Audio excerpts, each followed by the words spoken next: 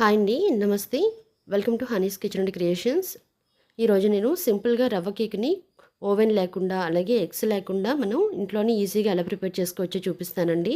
ఇది ఎప్పుడు కావాలంటే అప్పటికి మనం పిల్లలకి చేసి పెట్టచ్చు. మరి దీనికోసం ముందుగా ఒక మిక్సర్ జార్ తీసుకొని అందులో ఒక కప్పు సూజీ అండి, బొంబాయి రవ్వ తీసుకోవాలి.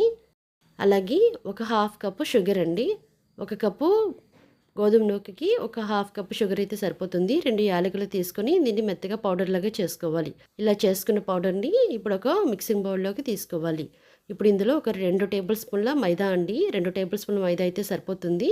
అలాగే ఒక పావు టీ స్పూన్ బేకింగ్ సోడా, ఒక table spoon baking powder, 2 table స్పూన్ల పెరుగండి, ఫ్రెష్ పెరుగు ఇది. అలాగే ఒక 100 గ్రాముల వరకు ఆయిల్ అండి, రిఫైన్డ్ ఆయిల్ తీసుకోవాలి.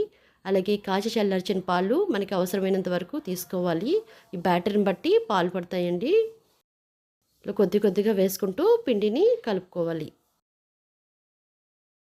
అలాగే ఇందులో ఒక టేబుల్ స్పూన్ వెనీలా ఎసెన్స్ అండి వేసుకొని ఇది బాగా కలుపుకొని ఒక 20 నిమిషాల పాటు మూత పెట్టి పక్కన పెట్టుకోవాలి. ఈ నూక అనేది బాగా నానుతుందనమాట. అప్పుడు కేక్ అనేది బాగా వస్తుందండి. సో ఇలా కలుపుకొని మూత పెట్టుకొని ఒక 20 నిమిషాల పాటు వదిలేయాలి. ఇప్పుడు ఒక 20 నిమిషాల తర్వాత ఒకసారి పిండిని బాగా కలుపుకోవాలండి. ఈ కేక్ మిక్స్ని కలుపుకొని పాలు ఏమైనా అవసరమైతే కొద్దిగా వేసుకొని ఇప్పుడు ఒక కేక్ టిన్ని తీసుకొని ఇందులో కొద్దిగా ఆయిల్ అప్లై చేసుకొని పొడి పిండిని కొద్దిగా చల్లుకోవాలండి. ఇప్పుడు ఇందులో ఈ కేక్ బ్యాటర్ని వేసుకోవాలి.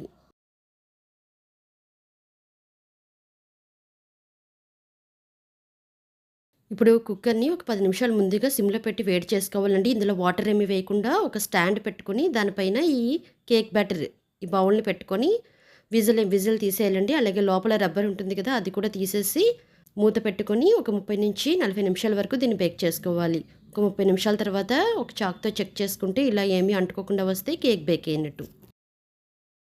చూసారు కదా, ఇలా తీసుకొని దీన్ని పూర్తిగా చల్లారనివ్వాలి. చల్లారిన తర్వాత దీన్ని డిమోల్డ్ చేసుకొని కట్ చేసుకోవడమే.